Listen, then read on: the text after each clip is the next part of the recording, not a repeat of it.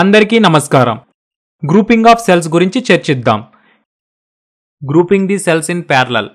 Cells సమాంతర కలయికలో cell యొక్క అన్ని సానుకూల టెర్మినల్స్ ఒకదానికొకటి అనుసంధానించబడి ఉంటాయి మరియు కణాల ప్రతికూల టెర్మినల్స్ కలిగి ఉంటాయి. సమాంతర సర్క్యూట్లో వోల్టేజ్ స్థిరంగా ఉంటుందని మరియు ప్రస్తుత రేటింగ్ సంకలితం అని మనకు తెలుసు. అలాగే నిరోధక విలువలు తగ్గుతాయి. 0.2 అంతర్గత నిరోధక కలిగిన రెండు 1.5 వోల్ట్ల కణాలు దీపం అంతటా సమాంతరంగా అనుసంధానించబడి ఉన్నాయని ఊహించండి. సర్క్యూట్ యొక్క ఇతర ప్రతిఘటన లేదా బాహ్య నిరోధక 1 ఓంగా ఉండనివ్వండి.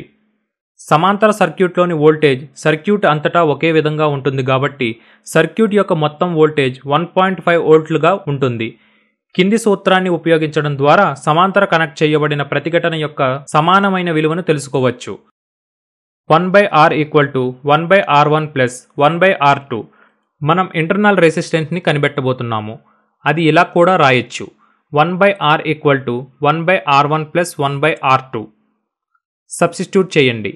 ఇంటర్నల్ రెసిస్టెన్స్ దాని ఫార్ములా 1/R = 1/0.2 + 1/0.2. 1/R = 5 + 5. 1/R = 10. అప్పుడు అది అవుతుంది R = 1/10. R = 0.1. మొత్తం ఇంటర్నల్ రెసిస్టెన్స్ 0.1 ఓం ఇంకా ఎక్స్టర్నల్ రెసిస్టెన్స్ సర్క్యూట్ 1 ఓం. కాబట్టి మొత్తం రెసిస్టెన్స్ 1.1 ఓం.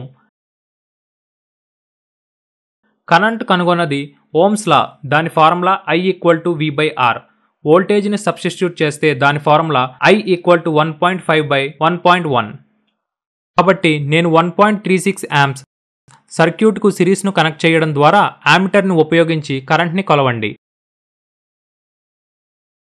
ఇక్కడ సర్క్యూట్ యొక్క రెండు శాఖలు ఉన్నాయి కాబట్టి L1 మరియు L2 అనే రెండు ప్రవాహాలు ఉంటాయి. రెండు శాఖలు ఒకే విలువను కలిగి ఉన్నందున మొత్తం ప్రస్తుత L1 మరియు L2 వలె సమానంగా విభజించండి. కాబట్టి దీనిని ఇలా వ్రాయొచ్చు. I = L1 + L2. I/2 = 1.36/2. కాబట్టి L1 మరియు L2 ప్రవాహాలు వరుసగా 0.68 మరియు 0.68 amps. రెండు యామీటర్లను కనెక్ట్ చేయడం ద్వారా పై విలువను నిర్ధారించుకోండి. మరొక ఉదాహరణను చర్చిద్దాం. ఒక సర్క్యూట్కు సమాంతరంగా అనుసంధానించబడిన 4 కణాలు ఉన్నాయని ఊహించండి. V1, V2, V3 మరియు V4.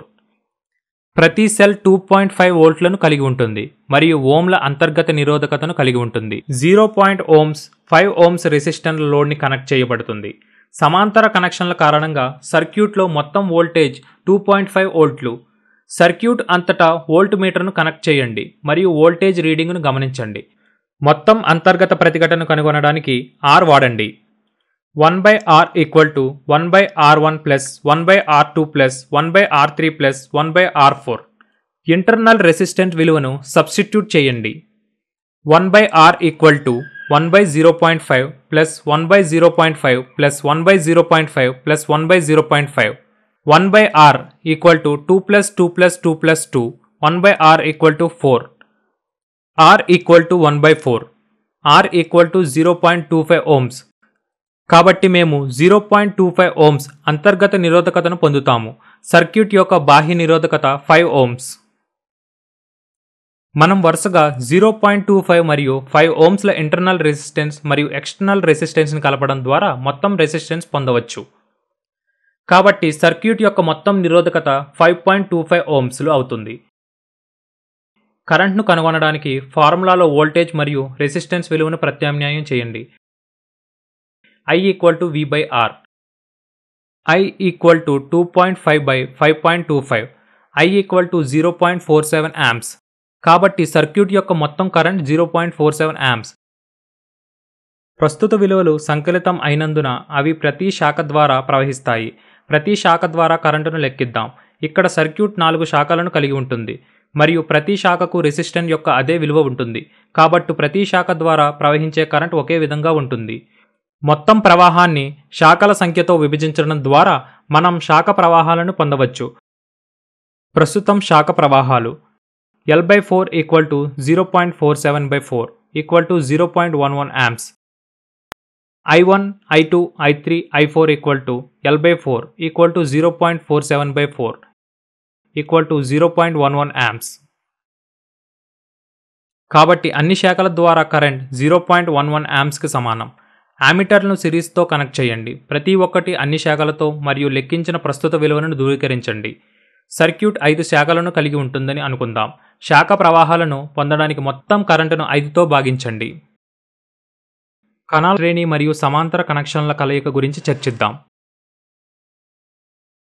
ఒక సర్క్యూట్ యొక్క 4 శాఖలు ఉన్నాయని ఊహించండి.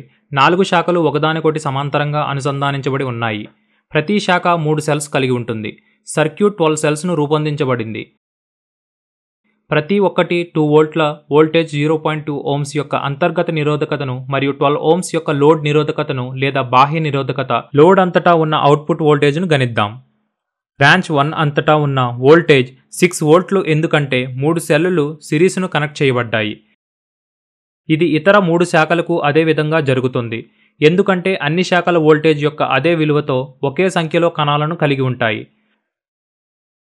సర్క్యూట్కు సమాంతరంగా వోల్టమీటర్ను కనెక్ట్ చేయడం ద్వారా లెక్కించిన వోల్టేజ్ను కొలవండి.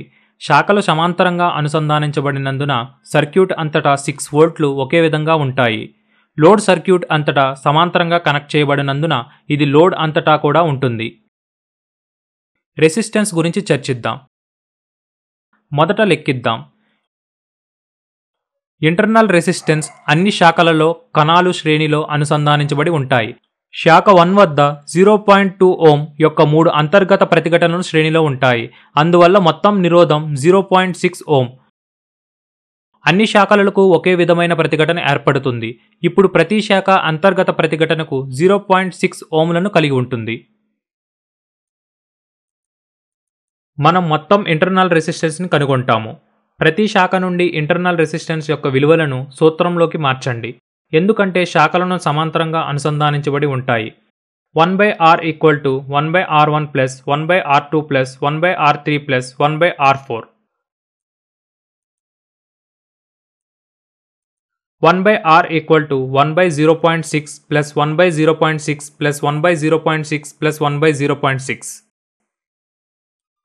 1/R equal to 1.66 plus 1.66 plus 1.66 plus 1.66.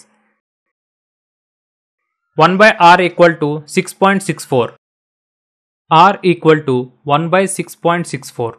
R equal to 0.15 ohm. కాబట్టి మేము సర్క్యూట్ యొక్క మొత్తం అంతర్గత నిరోధం R నుండి 0.15 ohmలు పొందుతాము. ఇప్పుడు మొత్తం ప్రతిఘటనను పొందడానికి అంతర్గత నిరోధం మరియు బాహ్య ప్రతిఘటన 0.15 మరియు 12 ohmలను వరుసగా జోడించండి. వీటి నుండి ఈ సర్క్యూట్ యొక్క మొత్తం నిరోధం 12.15 ohm. మొత్తం ప్రస్తుత విలువను పొందడానికి I ఈక్వల్ టు V/R సూత్రంలో దానిని ప్రత్యామ్నాయం చేయండి. I equal to 6/12.15. మొత్తం కరెంట్ 0.5 amps. అమ్మీటర్లో విలువను నిర్ధారించుకోండి. బ్రాంచ్ కరెంట్లను పొందడానికి కరెంటును 4 ద్వారా విభజించండి. సర్క్యూట్లో 4 శాఖలను కలిగి ఉంది కాబట్టి 0.5/4 ఈక్వల్ టు 0.125 amps. 0.125 అనేది ప్రతి శాఖలో ప్రవహించే యాంప్స్లో కరెంట్. శ్రేణిలో ఒక్కో బ్రాంచ్లో ఒక్కో అమ్మీటర్ను కనెక్ట్ చేయండి మరియు అన్ని అమ్మీటర్లు 0.125 కరెంట్ని రీడింగ్లా ఉండేలా చూసుకోండి. ఈ వీడియో సెషన్ నుండి మీరు సెల్ల సమూహాన్ని అర్థం చేసుకుంటారని మరియు దీన్ని చేయగలరని నేను ఆశిస్తున్నాను. మీ సమయానికి ధన్యవాదాలు.